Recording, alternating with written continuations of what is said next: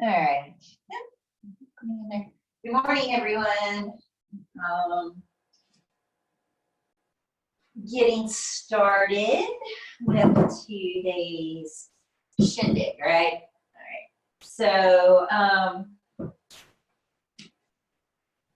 you guys know I've been hopefully holding space for a lot of you and frankly myself along this kind of new journey that we're all on. So, you know, I've talked a lot about like breath work, and I've talked a lot about, you know, physical practice, even tied in like how anatomy can make you feel better just focusing on the anatomy yesterday. I've been trying to wake up and say, okay, what would I teach today if money wasn't an object? Because frankly, money ain't the object right now, right? Money is, you know, paper energy. And if I'm going to continue to grasp to it, you know, it doesn't come back to me because my hand's closed. So, yeah, go ahead and mute your microphones. And if you're coming on live with me, there probably won't be much physical practice today. For one, I fell yesterday hanging these lights so that I wasn't so blacked out. My wrist is really, really tender. I tanked my rib cage when I fell down on what I was standing on, you know, fun stuff. Fun was had by all. All right, so back to what I was talking about. So I've been waking up every day going, okay, how can I teach everyone how to make it through this, right? You know, for some people, this is the most traumatic thing they've ever gone through. After yesterday, and I had a pretty, like, what I felt like was traumatic yesterday, I realized it's not the most traumatic thing I've been through, right? Personally, myself, I grew up with my parents were both 15-year-old functioning drug users, drug addicts, and my dad sold drugs all through my youth. They were 15 years old and continued to raise me, so you go ahead and put that into your pipe and figure that one out, right? My dad grew up in the Catholic Church, so if that tells you anything about, he was an altar boy and he, you know, passed his stuff down to me too. So I've been through the muck. I'm a Me Too survivor, both within my own family and within my lifetime as a youth. I had my own struggles with drug addiction in my early 20s. And I overcame all that. And in retrospect, in this moment, that was a lot to overcome. And this thing with the virus and my businesses and financials and stuff doesn't wound me in the same way. It wounds me, but it doesn't wound me in the same way, right? Because those wounds were very emotional and spiritual wounds. So I had to learn how to get past those things. And getting past those things, honestly, mentally prepared me for the challenges right here today in some weird freaking way. And so what I decided to do is get up every day and decide, you know, what I'm going to teach you, how I'm going to teach you to make it through this extremely challenging time for a large majority of us. So I started out with, you know, first I had the little mental meltdown that just teaching a freaking asana class was not going to work. It wasn't cutting it for me emotionally. It wasn't cutting it, I'm sure, for you guys, not really, right? And then, and so I'm really trying to step more into being the teacher, being the conduit, being the guide for really healing from emotional trauma and really how to handle challenges in your life and wake up every day and do something good for not only yourself, but those around you. because right now, this is all for you guys, right? This stuff isn't for my business. Half of you are watching me for free on Facebook right now in the lecture parts.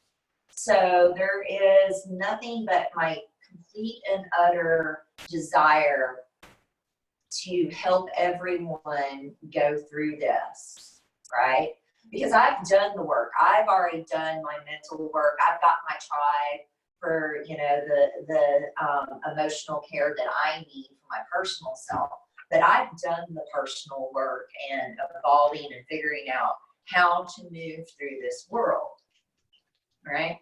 And so waking up this morning, I was like, you know, even the classes that I've been teaching, because they still had so much of a physical element to it, don't get me wrong, I like physical movement is necessary for learning as an adult, and it's a complete part of this process still for me. But I remember really sitting with a lot of my teachers and a lot of my gurus and a lot of my guides, and we weren't doing physical practice. We were doing this aspect of it. And I've been talking for a long time about how this is what sings to my heart.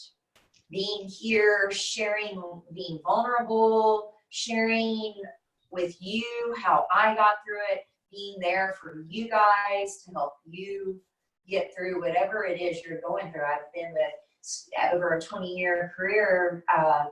You know, I've helped people through deaths and divorces and child rearing and loss of children and cancer and you name it. I've been there and held space for it.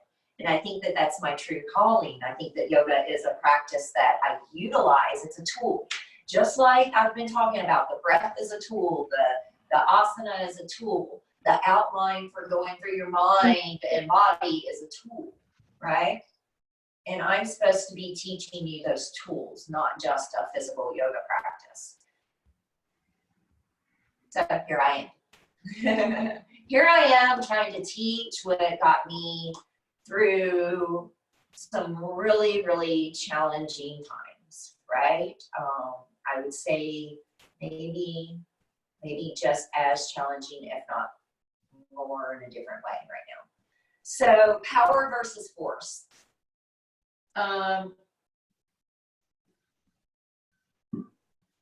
Those of you who know me as Mary Benham and Flip Your Dog and stuff might not have had a lot of our long lectures. If you've been through teacher training with me, then you've experienced a lot of this with me. But if you're new to this, then you haven't experienced this out of my classes. So if you're looking just for a physical practice today online, I'm going to send you that, but we're doing lecture today. So power versus force is a lecture that I give in my burner community. So I'm a part of a community that really practices some principles that I think that the world needs to see and know right now. And one of the lectures that I give as Hard Left, my partner name is Hard Left, is power versus force, right? And so let's just break down power versus force in the paradigm or in the mental understanding that we have now, right? And so power versus force, I want you to think about it as organic versus inorganic energy, right? Both are needed, right? Power is your cheetah. Power is that animal that has this like innate, just acute moment, right? That it fizzles out really quickly, right? It is explosive in its force, excuse me. And then I want you to think of power. Sorry, I misworded myself. I want you to think of power like water, right?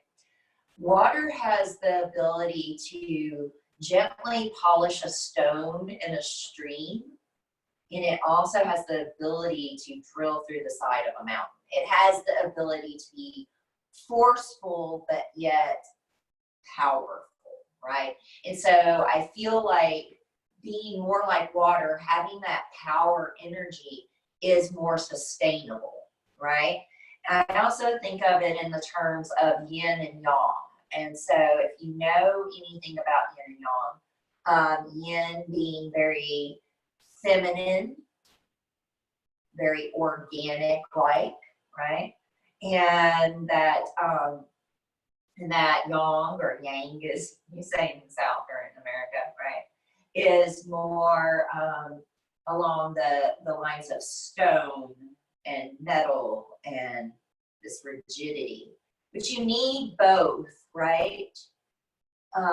If you look at a suspension bridge, you have both this like inorganic quality of the pylons and the organic quality of the fluctuation of the cabling and the wires that hold a suspension bridge up.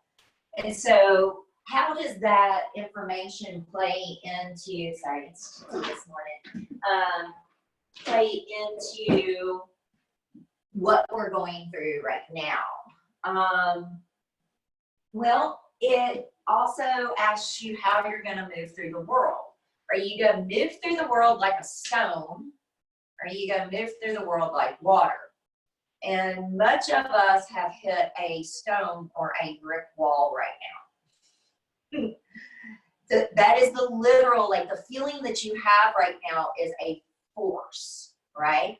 The coronavirus and the economy and everything is a force in your life, right? And it's probably impacted you that way. You can feel it as an energy that hits your body, right?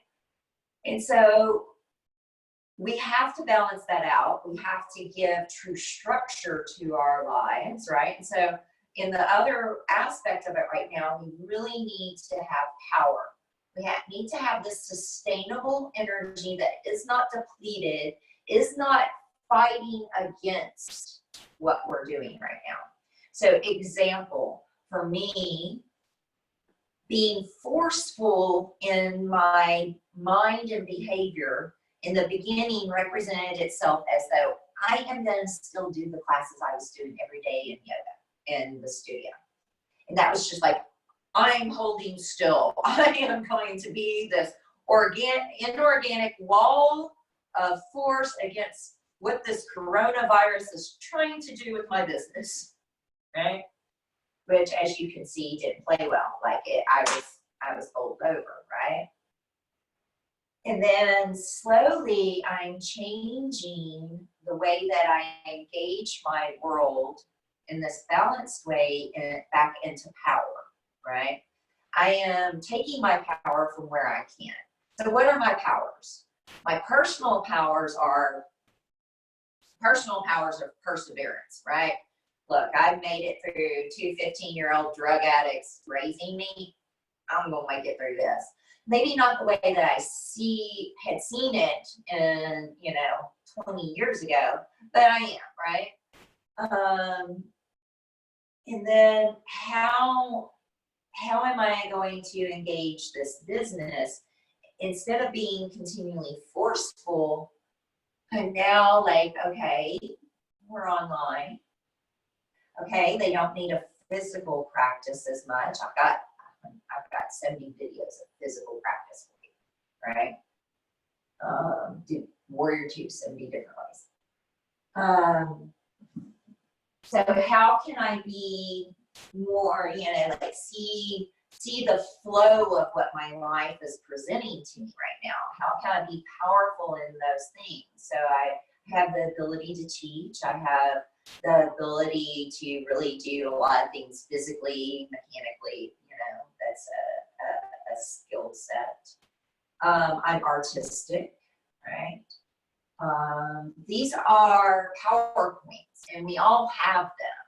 And so the first thing for you to do, if you're trying to figure out how to go through the world, not being a wall to your situation, not blasting through and burning out, but instead moving like water, polishing the stones along the way and making your own way through the world. And so whenever you're thinking of your power places, whatever those are for you, you're just taking a catalog, right? And then what does that mean for how you're enacting into the world? You're going to see the world kind of settling into, I would think, a very forceful place over the next couple months, because we're all going to go into fight or flight. And that's another aspect of it. I feel like force and this like acute eruption of energy comes from a place of fear. It comes from that stress response. So even think about it, like the moment that you feel the fight, flight, or freeze, it's a forceful action. It is the essence of take force, right? It's an acute burst, right? And it burns out really quickly. However, if we are engaging our world where we're kind of sensing what's going around and looking into that field of possibility for what might actually arise for us, what might actually be potential for us, instead of digging in. You know, here's the old saying, you've dug yourself in the hole, first thing you stop doing is thing you stop is the digging, right? And so that's essentially stopping the forceful movement, right? And so when I look at how I'm going to move through this world, am I going to try to force the business plan that I've seen, force the lifestyle that I've seen, force the mental thoughts that, you know, I thought this year was going to be friggin' stellar. Actually, as it started out, it was supposed to be. Like, I was super excited. And then this force came in, and I tried to continue to think the way. And because I couldn't do that anymore, it felt like I was being robbed. And instead, looking at it as a power place, it's like, okay, well, what do I really want to do? And how can I find opportunity to do that? And some of you might be saying, you know, oh, well, that's easy for you to say. You own 2 businesses, you're secure. No, I don't. I live paycheck to paycheck like everybody else. I've got a kid in college. I'm a single mom. There is no, beyond my white femaleness, that's the privilege I've gotten. But I remember, I'm still a woman. You know, I do exemplify a sense of added privilege that some other people don't have, and I'm not gonna ignore that. But then I also have some deficiencies that other people don't have. I grew up with 2 15-year-old drug addicts, and one of them was a pedophile, so I think I'm balancing out, right? So when we move through these spaces, we need to fill our world energetically. And this is how we move through power versus force. And so I've been setting you up for this understanding throughout this conversation. What did a wall of force in your life, whether it was a person, place, or thing, feel like in your life? That energetically, right? And then what does it feel like to feel powerful in your moment? 2 different feelings. Even yourself being a force. How does it feel to be a force mentally? Like, think about that for a moment. And then how does it feel to be a source of power? Completely different energy, right? And in this time of extreme force all around me, I choose to do power. Also, I feel like power is a sustainable trajectory, right? And so even when I'm dealing with people who are trying to be forceful with me, it's a rarity that I will be forceful back. Every energy begets a equal and opposite energy, right? And so in this time and place, you know, you might have things like tensions within your household because you are on TV with everybody in your house, right? You're going to start to feel forceful natures, right? Because people are going to start feeling that fight, flight, or freeze moments.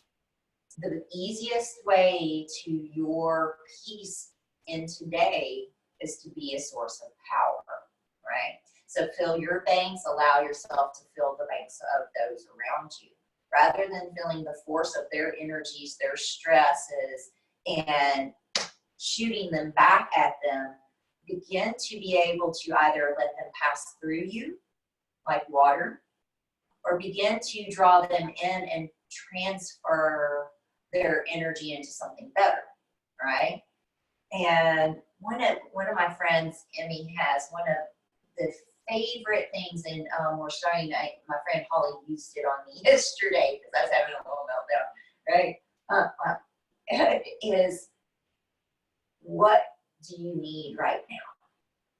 So that's one of the things Emmy says when you like come to her and you're like, ah, what is happening? She's not concerned with the problem. She's concerned with, what do you need right now? The problem is the force. The power is the need, right? And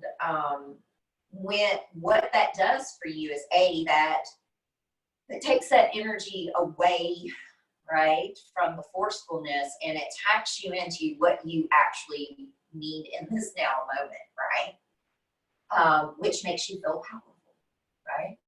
Begins to draw on what you already innately have within you, whether it's in your mind given to you by God and a higher power, or yourself, or, you know, the fractal matrix that upholds your world, whatever it is, right? And so that's how you're going to engage and be powerful within your own lives. Even your children are going to start exuding force of the situation. They want to go out. They want to see their friends. They want this, right? And for many parents, I can see how that is going to be really, really challenging, right? And you're going to feel forceful. You're going to want them to stop their shit, right? And that's not necessarily the way to go about it. The way to go about it is to find out what they need in the moment. Just like with a baby that can't tell you anything. All they're doing is screaming at you, screaming and crying. You're like, okay, what do you need? Diaper, food, or okay, sleep, right? Then we also have the aspect of how to deal with power versus force within our financial space right now. When we are dealing with people who are trying to, you know, unemployment, bills, all these different forces that we are going to have to deal with, you need to find your power within that. And, you know, what is your power? Well, you might be saying that, well, I don't have a job, I don't have income. Hopefully some of us will be getting unemployment. Welcome to being self-employed. I don't really have any power over the level of income that I make. I can be a powerful force for in that, so I can continue to try to make as much money as I can in the process and pay as many people as I can in the process. But in all reality, can't squeeze blood from a turnip, right? That's what great grandparents saying, right? And so in that space, while you guys are dealing with the idea of this next month coming up and owing bills and making money and stuff, I ask you to step out of the force of the situation, that energetic gripping and fear and stuff, and just step into your power. One of your powers is talking to people kindly on the other end. Because if you come across forceful because you're in fear that you're not going to be able to pay these bills and what they might do because of it, your fear is going to come across and it's going to be met with an equal and opposite energy, right? Because they're in fear too, and frankly, if you're going to communicate with someone in this space, communication is a power, it's not a force. And so come across to your people that you're talking to about bills and responsibilities as, you know, as this, like, this space of, this is what I have, this is what I can give, and this is all I'm willing to give. Right? And I know that that seems somewhat selfish to some degree, right? That sounds selfish, but in all honesty, power comes from only giving what you can. You know, this conversation used to hold, like at Burns, would be about saying no to things, right? Because we'd be asked to volunteer or say, or do things for family members, and our thoughts were so mundane at that point. It was like, how many things do you say yes to that you really don't have the power or the energy to do, that you do anyway, and then you end up feeling robbed and powerless on the end. By agreeing to things that you don't necessarily have the ability to do right now will make you feel more powerless. To speak your truth in this moment will give you more power and give you more information. And frankly, if it comes across in a confident, calm way rather than a forceful way, it's going to be heard differently. You know, it's the difference. Like if your spouse comes to you and it's like, damn it, take out the trash, and hey, hon, I'm real busy right now. Can you grab that trash for me? Completely different conversations, right? So that's power versus force in dealing with your financial situations. You know, there's also the aspect of how you're going to deal with your spouse on these, or you know, your other people within your life on these things, and it is really, how can you come across not robbing the power of the other person, not robbing the power of yourself, and really speaking your truth. And that is true power, right? Force a lot of times is doing whatever it can to stay, you know, to project that energy, and sometimes it's not as truthful and authentic as it should be. And then let's carry power versus force into how we are treating ourselves, which is, I think, something that should start off with first. But most people, if you start off with any kind of self-talk, they are like, I've got this, or they just override it, right? And I feel like this being, you know, into the conversation should be a more poignant part for you. So power versus force within yourself. You know, forceful language in your mind, we call that violation of ahimsa. And ahimsa is nonviolence. And so a lot of us are going to be upset with ourselves. I'll give you an example of a forceful conversation that I've had with myself is why didn't I just go to college? Why don't I have a better job, right? Why am I a yoga teacher? Why did I open up a second business? Why, you know, why did I stay married so long? Go down the complete list of complaints of the reasons that I could be in this position that I'm in today. It is a robbing nature. You can feel those conversations in your mind, or you could be having the conversations that you're not doing enough right now. You know, I felt like that, like because I'm not making any money, really, so to speak, right now, that I'm not doing enough, right? Or I should be doing something every moment, and what they'll do is they'll just tank you out for tomorrow where you won't do anything. There's no sense of moderation there. There's no sense of power. There's no sense of flow, right? And so what would be a more powerful way of treating myself is asking, what do I need in this moment? Right? So what I need in this moment is food, clothing, shelter. I have that in this very now moment, so okay. I don't have to act forceful about those behaviors and those needs. What my next need is to make sure that myself and my community, including, and I consider everybody watching me right now to be my community, because I can't make this on my own. I cannot hold an economy up on my own. You are my family. Every single one of you are my family, right? And so I'm concerned for everybody's well-being, right? As well as my own. And so emotionally and mentally, I have to make sure, and spiritually, I have to make sure that I'm in check so that I can give to you. And I have to make sure that my immediate family and tribe is okay so that we can all take care of each other. And then those rings, you know, do the Fibonacci sequence and spiral out to everybody else.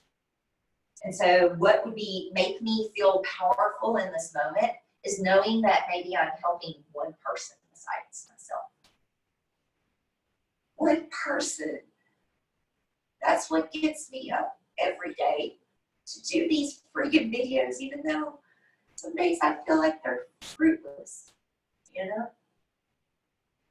If I can let one person know that it's gonna be okay, that you're gonna make it. This is your path. This is the way I did it.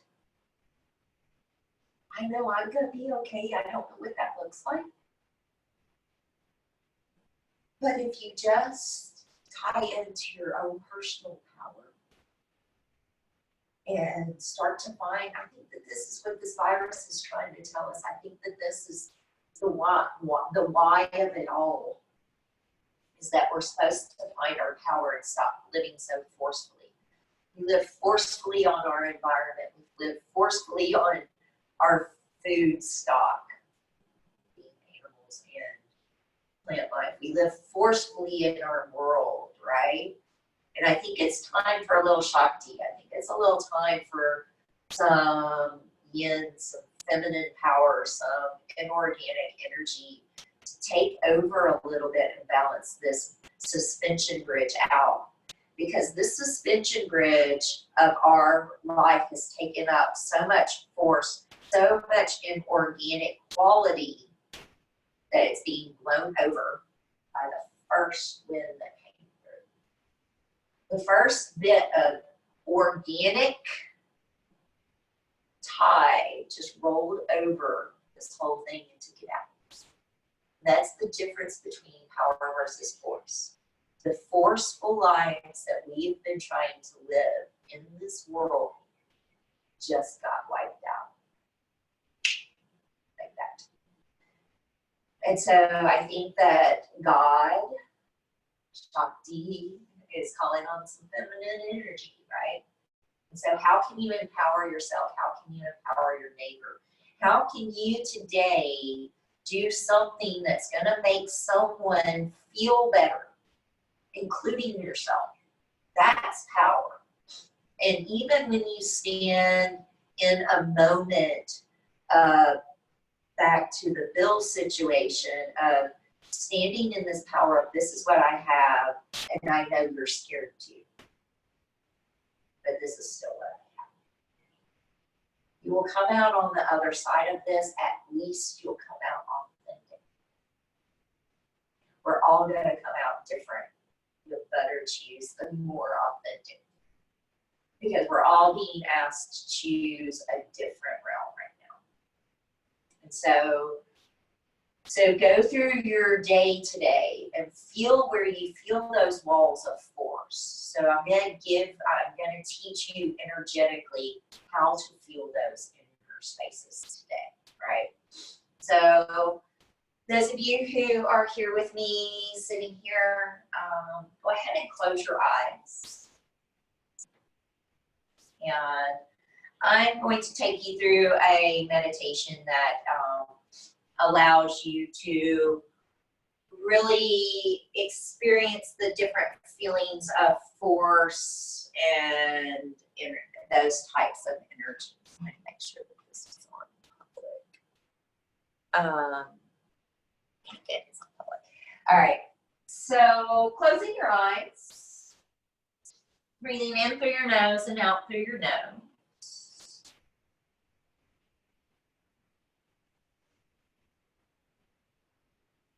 I want you to feel your breath. And as you feel your breath coming in through your nose and out through your nose, just scan your body. Just scan your body for any places of tightness, any places of uncomfortableness, any places of pain. Just really any place that maybe feels crunchy and really active, maybe fluttery. That's some of the sensations that you might have in your belly.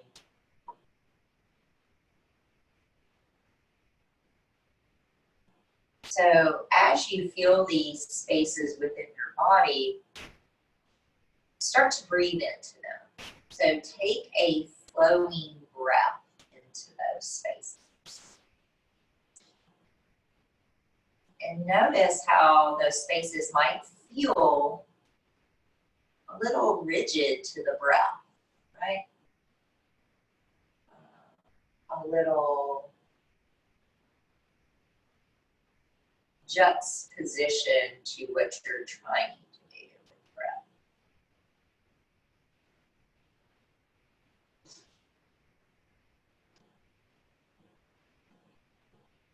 And so as you begin to identify these places and just kind of breathing into them, I'll give you an example of some of the experiences or sensations you might be feeling now. In this is the feeling of force within your life. This is the feeling of a chakra being out of balance, right? For lack of better terminology. So you might feel a little restriction in the base of your throat, right here between your collarbones, that little dip in your throat. A lot of people in these moments, when they're feeling as though they're surrounded by force and they're trying to give an equal and opposite reaction but are not able to, they feel powerless against it, will feel a tightening or a tension right here at the glottis. That is a nervous reaction to force. Okay. Another sensation that you might feel when you're experiencing force in your world is a space somewhere around the solar plexus, might feel tight and knotted, just like a fist there, like a ball. Some other energies that you might feel is butterflies in the stomach, right? So, sorry, I got a little splinter from all my work. Some other energies you might feel is a sense of numbness or aching in your low back or hips. So these are experiences. The nervous system is experiencing stress. This is a sign of force upon your life, right? Another sign is your thoughts are just like all over the place. There's the other signs are not only may the throat be tight, but the back of the neck might be tight. Another sign is that there might be pain in between your shoulder blades, somewhere around the spine. Another sensation or understanding of how force in your life affects you physically is you might have an upset stomach, right? You might not be digesting food too well, right? So those are feelings of force in your body. This is a feeling of outside circumstances creating a change within your nervous system, right? So just feel it for a moment. Maybe even think about some of the challenges that you're going through. So I hate thinking about the problem because the problem is the force, right? But I want to let you see that example. So with your eyes closed as you're breathing here, feel and think about the forces that are on your life right now. Exterior forces, internal forces, and feel like those different spaces in your body react or tighten, clench, grip, flutter, crunchy.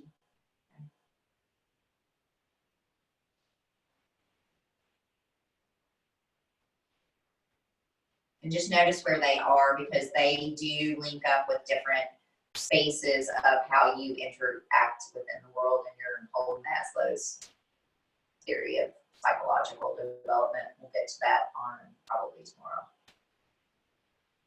All right, so you filled your spaces, you know where they are, you can feel how stress and the world's force is coming onto your body.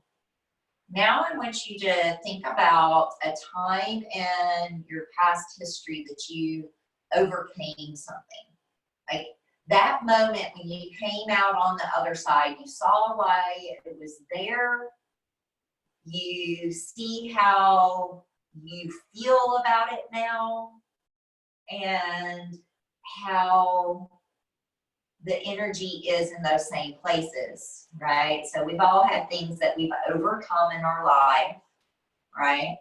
And so how does that feel in your throat, between your shoulder blades, basically up and down your spine, in your back, and your hips? How does that feel for you?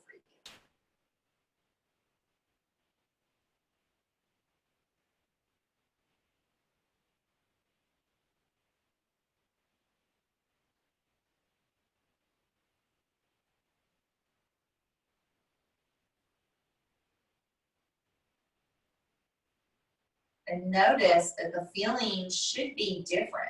You shouldn't feel, as you sit here and breathe and feel that breath and think about your triumphs in life, you'll notice that maybe the energy in your throat has settled. The breath is moving, the shoulders are settling, the belly doesn't feel as fluttery. You can feel the diaphragm moving now, right?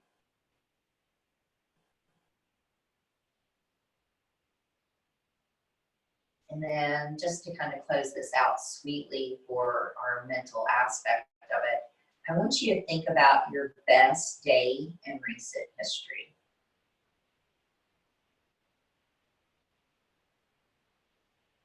Okay. And take a breath around thinking about that best day in recent history. What were the colors of that moment? Or the sounds of that really great moment?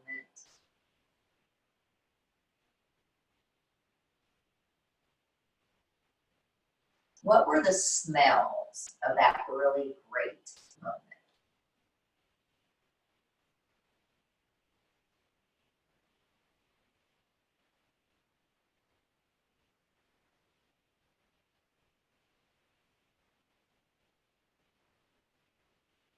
Just scan your body as you think about that moment. Experience that moment.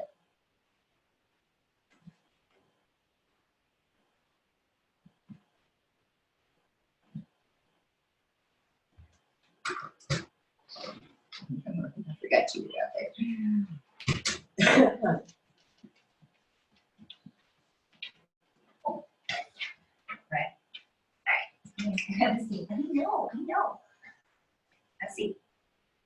All right, go ahead and open your eyes now that you feel a little better. And so why is this so important? Why is identifying how force affects you in your life and how to reroute that?